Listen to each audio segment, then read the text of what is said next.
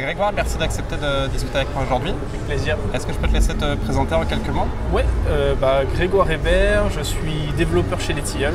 En développeur, j'encapsule un peu parce que je fais beaucoup de choses. Là, ça va faire 7 ans que je suis là.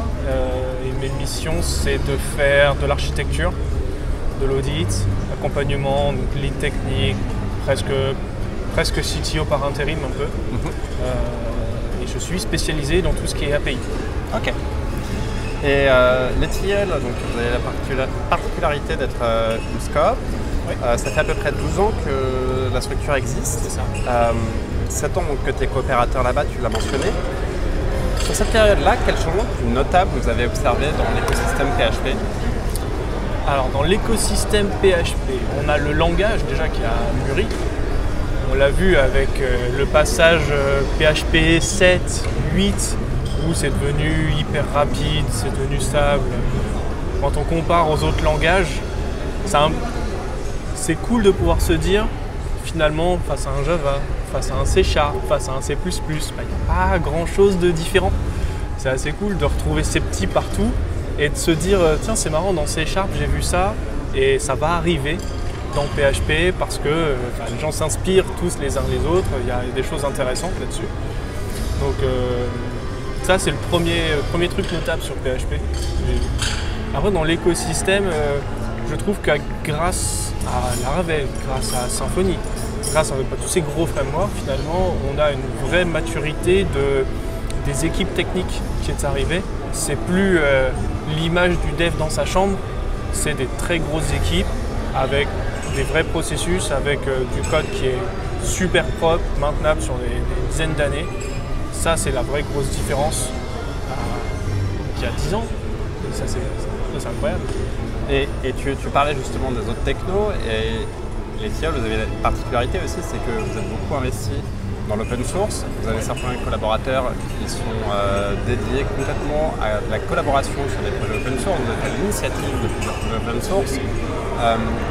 Comment est-ce que ce modèle open source vient nourrir le côté ESN? Comment est-ce que les deux travaillent de concert? C'est une excellente question. Il y a une idée reçue qui est que l'open source c'est gratuit. Rien n'est gratuit en fait. Il y a un modèle économique qui est compliqué et il faut absolument qu'il y ait cette idée de cercle vertueux où je vais donner pour recevoir autant. Là où on investit du temps, c'est pour se dire nous on aimerait bien voir ça, donc on le fait pour nous et pour les autres, et en l'offrant aux autres, on espère que les autres viennent aussi mettre leur pierre à l'édifice et contribuer pour dire alors ça c'est bien, ça peut être encore mieux, et encore mieux, et encore mieux, et s'inspirer de partout. Donc la façon dont ça fonctionne chez nous, en tout cas, c'est cette volonté-là, de dire on contribue à quelque chose parce qu'on y croit, et il y a une espèce de justice aussi quelque part. Quelqu'un a travaillé, a fourni des efforts incroyables, et on va les aider, que ce soit pour API Platform, forcément on en fait énormément, que ce soit d'aider la PHP Foundation parce qu'on en fait énormément, voilà, toutes ces choses-là, c'est important d'aider à nourrir tout cet écosystème. Ok, très clair. Si on fait un petit focus là, sur les 3 années qui viennent de s'écouler, qui ressemblent plus à des années normales finalement, quel impact vous avez pu observer dans votre position en tant qu'ESN et contributeur open source, la crise économique sur les placements d'entreprise? Est-ce qu'il y a une différence entre les attentes des entreprises? Est-ce que c'est plutôt compliqué? Est-ce que certains profils aujourd'hui ont plus de difficultés que d'autres? Il y a une chose qu'on voit qui a changé de façon importante, c'est, j'ai envie de dire la confiance, mais c'est pas vraiment ça, c'est plutôt une espèce de besoin d'assurance. Avant, si j'avais un client qui vient me voir en me disant voilà, j'ai tel projet, j'ai tel budget, j'ai besoin que ça sorte dans tant de temps, il faut autant de développeurs. Sait-on faire? Oui, on sait faire. Très bien, on y va. Aujourd'hui, maintenant, c'est un peu différent parce que tout le monde a des budgets très serrés. On voit que la conjoncture, elle n'est pas la plus folle en ce moment. Ouais. Donc tout le monde fait attention à ça. Et le premier point d'attention, c'est quand on va passer par un prestataire, on veut s'assurer que ce prestataire soit compétent, ça corresponde à ma philosophie, que la direction dans laquelle je veux aller, on s'entende déjà dès le départ là-dessus, qu'il n'y ait pas d'erreur possible parce qu'on veut s'engager sur 6 mois, 2 ans, 3 ans. Et cet engagement, on le veut tout de suite. Donc là où on pouvait dire j'ai 5 développeurs, on l'est, j'ai 100 développeurs, on l'est. Aujourd'hui, c'est pour chaque développeur, on va faire un entretien, on va discuter, on va regarder si techniquement ça match. Est-ce que, toute notre stack technique, est-ce qu'elle est déjà très connue par le développeur ou pas? Donc même un développeur junior, aujourd'hui c'est difficile parce qu'il faut qu'il prouve, alors qu'il est encore en phase d'apprentissage, il est junior, qu'il prouve qu'il sache, ou qu'il saura. Et c'est dur d'avoir cette assurance quand tu es jeune. Aujourd'hui, c'est ça qui change, c'est ce besoin d'assurance constante. Et du coup, en tant que SN, vous, ça va aussi compliquer, j'imagine, vos cycles de vente, toute la partie pré-contrat, réussir à rassurer votre client potentiel. Effectivement.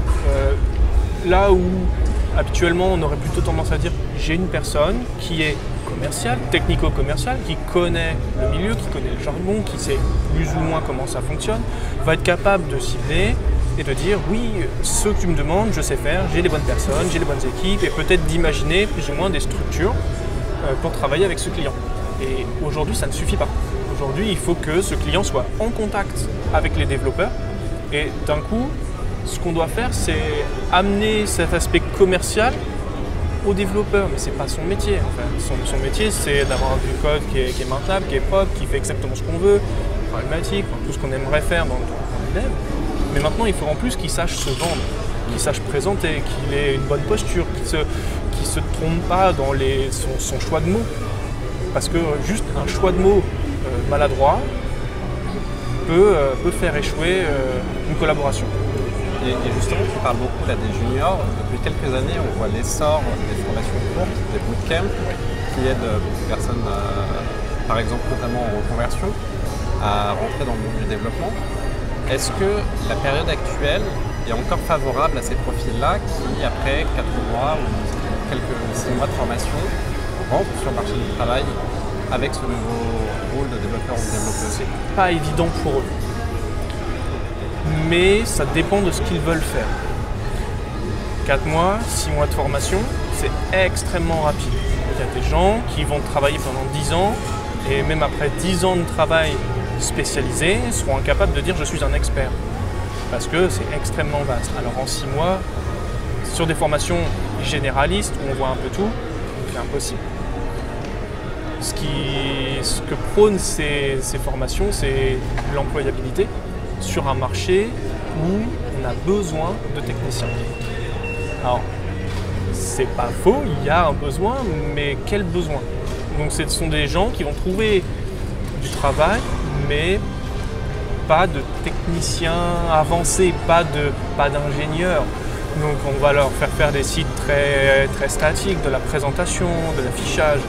Mais alors ça peut très bien convenir à pas mal de gens, mais ceux qui pensent être un technicien développeur après ça, je pense qu'ils se trompent. Je pense que c'est insuffisant, qu'il faut pousser plus loin la réflexion ou les études. On a une collaboratrice qui a commencé à faire une formation courte pour voir si effectivement c'est quelque chose qui lui plaisait. Et une fois qu'elle s'est rendue compte que oui, c'est bien ça que je veux faire, elle est repartie sur un cycle de 2 ans. Et en alternance, comme ça, elle travaillait tout de suite parce que c'est quelqu'un qui a été employé avant, donc c'est une reconversion. Et ça marche. Ça marche de se servir de ces formations courtes comme un tremplin. Mais si on pense pouvoir, à la sortie de ces 6 mois, avoir le niveau d'un ingénieur de licence, DUT, master, et de décrocher un salaire à 45 000, 60 000 sur les régions les plus chères, c'est impossible. Ou alors c'est une vraie désillusion et le travail qui sera à faire ne sera pas des plus plaisants. Ok, je te remercie. Dans la même tendance, ces dernières années et particulièrement ces derniers mois, on voit l'essor de l'intelligence artificielle, particulièrement des modèles génératifs qui existaient déjà mais qui se démocratisent avec l'arrivée de ChatGPT et d'autres modèles qui suivent ce mouvement-là. Est-ce que toi, c'est quelque chose que tu as déjà expérimenté en tant que développeur? Est-ce que c'est quelque chose que tu intègres, ou peut-être au Tilleul, vous avez intégré dans votre travail au quotidien, ou aujourd'hui pas du tout, c'est encore complètement sous les radars? Tu parles de ChatGPT en particulier ou... Les modèles génératifs de manière générale. Voilà. Moi, je suis assez fan de ça. Déjà, je crois que l'une de mes toutes premières conférences, c'était SymfonyCon ou Symfony Live, je ne sais plus. Et c'était sur la neuroévolution par augmentation topologique.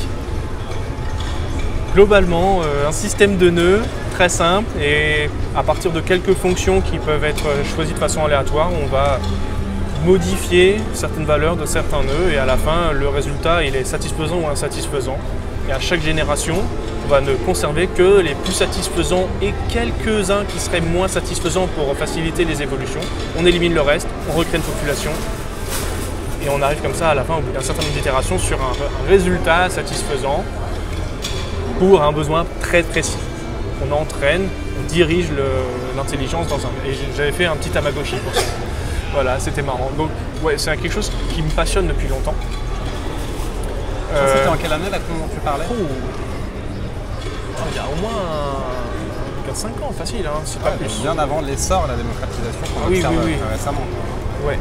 Et aujourd'hui, c'est quelque chose que tu intègres dans ta manière de travailler, tu t'appuies sur des modèles pour faciliter ton travail? Non. Ça reste encore assez séparé, tu t'en sers dans des contextes peut-être différents?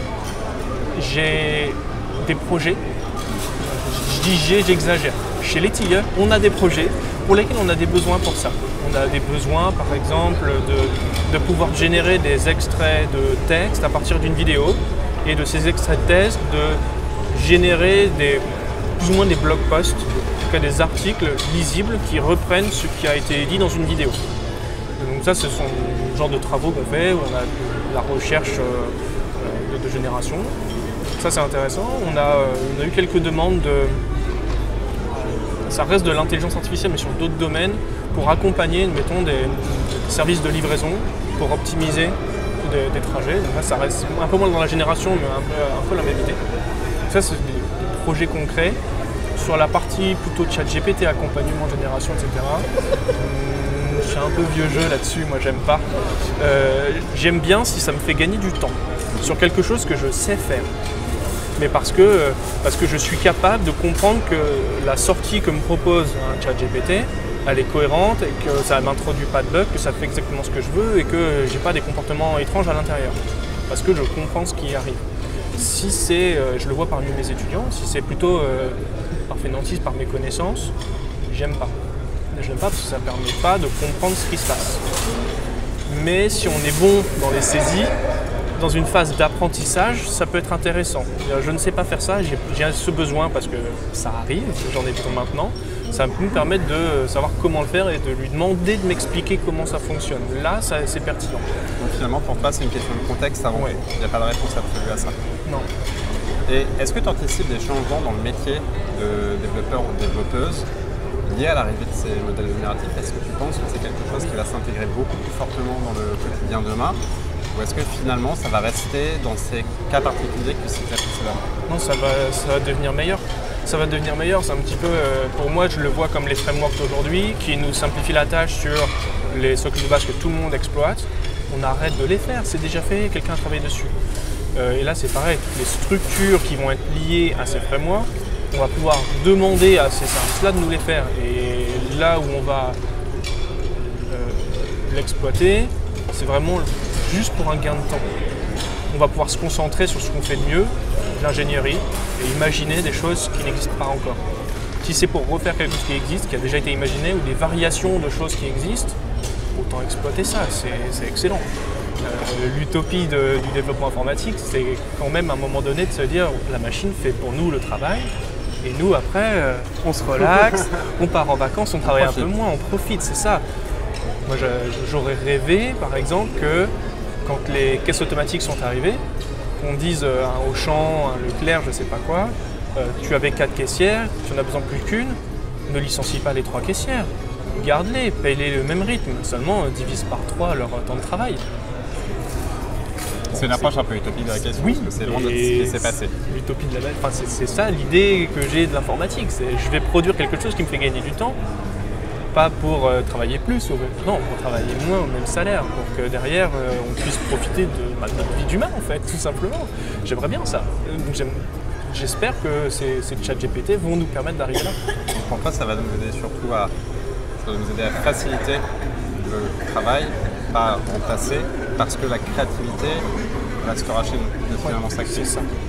Pour l'instant, la créativité, elle est bizarroïde dans ces algorithmes-là. C'est des inspirations qui, à la fin, nous semblent cohérentes. Mais c'est des inspirations, pas de la création pure. Donc on a encore un petit peu de travail. On est bien. Très clair. Merci beaucoup, Grégoire. Je t'en prie. Passe à très bon forum. Merci. Il reste encore quelques conférences à voir. Ça va être chouette. Merci. Merci.